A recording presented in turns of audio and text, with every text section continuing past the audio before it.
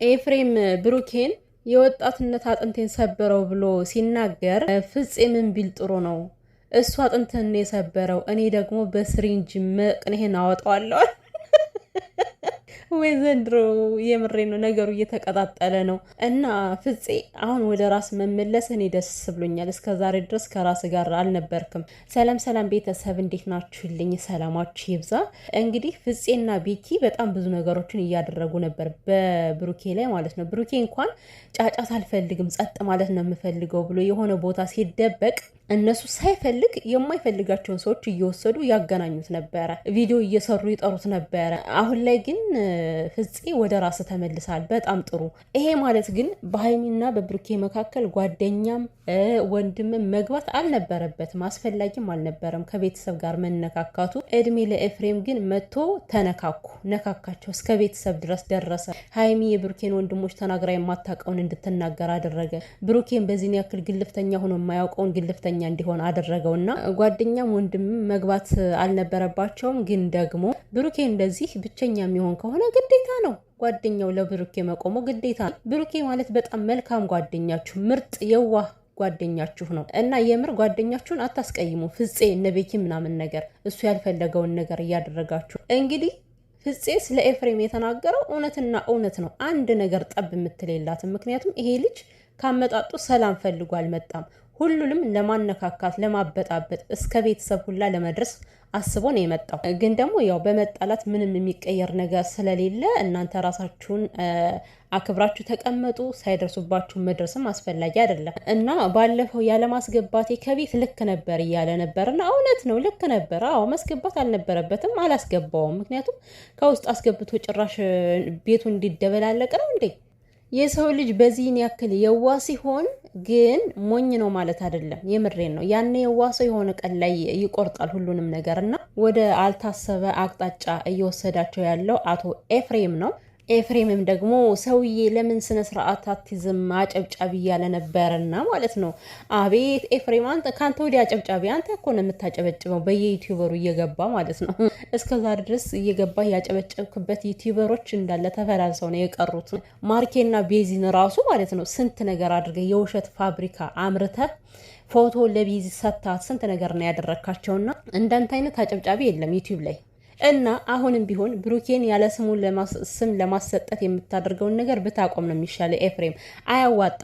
ሰው ይሄን ያክል እውር አይደለም። አንተ በምታወራው ነገር ተመርቶ ብሩኬን ሊጠላ የሚችል ብሩኬ በሚያደርጋቸው በተግባሩ ነው ሊወደድ የሚችለው እንጂ አንተ የሆነ ነገርን ውሸትን እውነት አስመስለ ስላወራ ማንም ሊያምንህ አይችልም።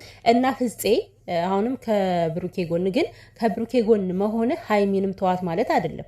ሀይሚና ብሩኬ እንዲስማሙ የሚያደርግ ነገር መናገር፣ ነገር ፈልጎን የመጣ ደግሞ ስነ ስርዓቱን አስይዛችሁ መመለስ እንጂ ከአንድ ወገን መቆሙ ልክ ነው ብዬ አላምንም። ይሄ ልክ አይደለም። ምክንያቱም ሀይሚና ብሩኬ 2 ዓመት አብረው የቆዩ ሰዎች ናቸው። ሀይሚም ወደ ራሷ እንድትመለስ እንድትረጋጋ፣ ነገሮችን እንድታገናዝባች። አሁን እኔ የገረመኝ ነገር ማለት ነው ብሩኬ ኤፍሬምን እንዳልመታው ስትረዳ ሀይሚ ምንድነው የምትሆነው? ምንድነው ሊሰማት የሚችለው? በጣም ከባድ እኮ ነው። ደግሞ ማን እንደመታው ወይም ደግሞ የውሸቱን እንደሆነ ይሄ ነገር ይወጣል፣ ቀስ በቀስ ያወጡታል። ምን ሚዲያ ላይ የወጣ ነገር ተደብቆ አይቀርም። እና አንዳንዴ ሚዲያ ላይ ስትቆሙ የምትናገሩትን ነገር በጥንቃቄ አድርጉት። እንዴ ሚዲያ ላይ መቆም ማለት እኮ ዓለም እኮ ነው የሚያያችሁ፣ ዓለም ነው የሚያዳምጣችሁና አሁን ሀይሚ ማታ እኔ ወንድ በሆን ኑሮ ለወንድሜ ብሩኬን በህይወት እንዲኖር አላደርገውም ነበር ያለችውን እንዳለ በቲክቶክ ዘርተውታል። በቃ ቲክቶክ ስትገቡ ከላይ ከታች ይሄ ቋንቋ ነው የምትሰሙት። እቺ ብቻ ተቆርጣ ሂዳ ማለት ነው። እና አንዳንዴ የምትናገሩትን ነገር ጥንቃቄ አድርጉ። ካሜራማናቸውም ደግሞ እስኪ ኤዲት የማይደረግና ኤዲት የሚደረግ ነገር ለይ እስኪ። ለነገሩ ፈልገውት እኮ ነው የሚያወጡት። ኧረ በስመ አብ! ግን እኮ ማርያምን በጣም እኮ ነው የሚደብረው። እውነት ከአንድ አፍቃሪ እንደዚህ አይነት ቋንቋ መስማት ማለት በጣም ይከብዳል። እና ደግሞ ምን አለች አንዷ፣ ብሩኬ አርፈ ተቀመጥ፣ ከሀይሚ ጋር ከተለያየህ የእንጀራ ገመድ ነው የሚበጠሳለች። ያንቺ በጣጥስልሽ አቦ ብጥስ። ሲጀምር አንቺ ምን አገባሽ ስለ ብሩኬ ህይወትና ስለ ሀይሚ ህይወት አይመለከትሽም። አጨብጫቢ ማለት ያለባቸው እንደነዚህ ስንት አጨብጫቢዎች አሉ። እናንተ ግን እውነት ሲነገራችሁ ሰውን እውነት የሚናገር ሰው አጨብጫቢ ትላላችሁ። ግን እውነት የሚናገር ሰው አጨብጫቢ አይደለም። በነገራችን ሀይሚና ብሩኬ የተጣሉበት ሌላ፣ ከዚህ ጋር የእንጀራ ገመድ ይበጠሳል ምናምን። አንቺ ከፈለግሽ ተበጣጠች ወደዛ ሲጀምር ሀይሚ በብሩኬ እድል አትኖርም። ብሩኬ ደግሞ በሀይሚ እድል አይኖርም። ሀይሚና ብሩኬን ያገናኛቸው ፈጣሪ ነው። ያገናኛቸውም እኮ ሁለታቸው ሰርተው አብረው እንዲለወጡ ሊሆን ይችላል። ለምንድን ነው የብሩኬን እድል በሀይሚ የምትስሉት? የሀይሚን እድል በብሩኬ የምትስሉት ለምንድን ነው? ሁሉም እኮ የራሱ የተሰጠው እድል አለ። እጣ ፈንታውን ነው የሚኖረው እንጂ ማንም በማንም እድል አይኖርም። ብሩኬ ሀይሚን ሳያገኝ በፊት ሀይሚን እየጠበቀ ነበር የኖረው። ሀይሚ ብሩኬን ሳታገኝ በፊት ብሩኬን እየጠበቀች ነበር የኖረችው አይደለም። ለግላቸው ሲኖሩ የነበሩ ሰዎች ናቸው። ተገናኙ፣ አብረው አደጉ። እግዚአብሔር እኮ በአንድም በሌላ መንገድ ነገሮችን ያስተካክልላቸዋል፣ ይከፍትላቸዋል። እና ሀይሚና ብሩኬ እድላቸው ሰመረ፣ በሰው ዘንድ ተወዳጅ ሆኑ፣ ተወደዱ። እነሱም አደጉ ነው የሚባለው። ዝም ብላችሁ ከዚህ ሌላ ታሪክ አታውሩ። ዩቲዩብ ሰርቶ ዩቲዩብ ከፍሎ ላሳደጋቸው ህይወታቸውን ለቀየረ ሰው ጦጣ ሆኖ ሞተ እኮ በሰው ህይወት። ሀይሚና ብሩኬ የተለየ ስራ የላቸውም። ሁላቸውም እኩል ዩቲዩብ ነው የሚሰሩት አይደለ? ለሀይሚ የሚከፈላታል፣ ለብሩኬ የሚከፈለዋል። ምንም አዲስ ነገር የለም ከዚህ ጋር። እድል ምናምን እያላችሁ ለምታሽቃብጡ እድላችሁ ይበጠሰ እናንተ። ማን በማን እድል እንደኖረው? አንቺ በእህትሽ እድል ትኖሪያለሽ? አትኖሪም። የራስሽን እድል ነው። ለምሳሌ እህትሽ እኮ ሀብታም ድል ያለች ሀብታም ልትሆን ትችያለሽ። አንቺ ደግሞ ምንም የሌለሽ ፈላሻ ልትሆን ትችያለሽ። አይሻ አይደል? ይሄ የእድል ጉዳይ ይባላል። ማንም በማንም እድል አይኖርም። መሞጣሞጥ ስለምትወዱ ብቻ ነው አንዳንድ ሰዎች። ለሚያልፍ ቀን የማያልፍ ቃል አትናገር። ሀይሚና ብሩኬ ነገ ሊገናኙም አብረው ሊኖሩም አብረው ሊወልዱም ይችላሉ። ግን እንደዚህ ትርፍ የምትናገሩ ሰዎች አሽቃብጣችሁ አለቅልቃችሁ ነው የምትቀሩና የአንቺ አይነት መሰሎች በጣም ብዙ ስላሉ ነው። በነገራችን ለነገሩ እነዚህ ሰዎችስ እንዴት ይስማሙ? እንደዚህ የሆነ ተቃራኒ ነገር በመካከላችሁ አምጥታችሁ ስንቅር እያደረጋችሁ የሀይሚን አእምሮ ለወጣችሁት። አይበቃችሁም? እረ ሰው ከባድ ነው። አፉን ብትይዙት በታች ይተነፍሳል። ዝም ማለት የማይችል ነገር ቢኖር ሰው ነው። በቃ የሰው ልጅ ዝም ማለት አይችልም። ሲጀምር ብሩኬ በጣም ሰው እንደሚወደው ታውቃላችሁ። ሀይሚን ብቻ አይደለም እኮ ሁለቱም የሰው መውደድ አላቸው። በቃ ብሩኬ ከሀይሚ ሳይገናኝ በፊት ታስታውሳላችሁ፣ ከእስራኤል ስልክ ተልኮለት ነበር። አያችሁ የሰው መውደድ እንዳለው።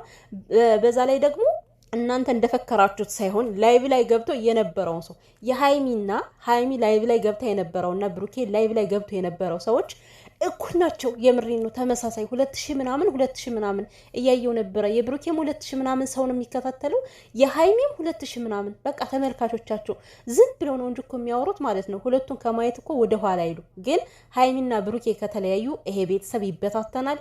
የሀይሚም ሁሉ ነገር ይደብራል፣ የብሩኬም ሁሉ ነገር ይደብራል። ብሩኬ ከሌላ ሰው ጋር ከመጣ ይደብራል፣ ሀይሚን ከሌላ ሰው ጋር ከመጣች ይደብራል። ለምን?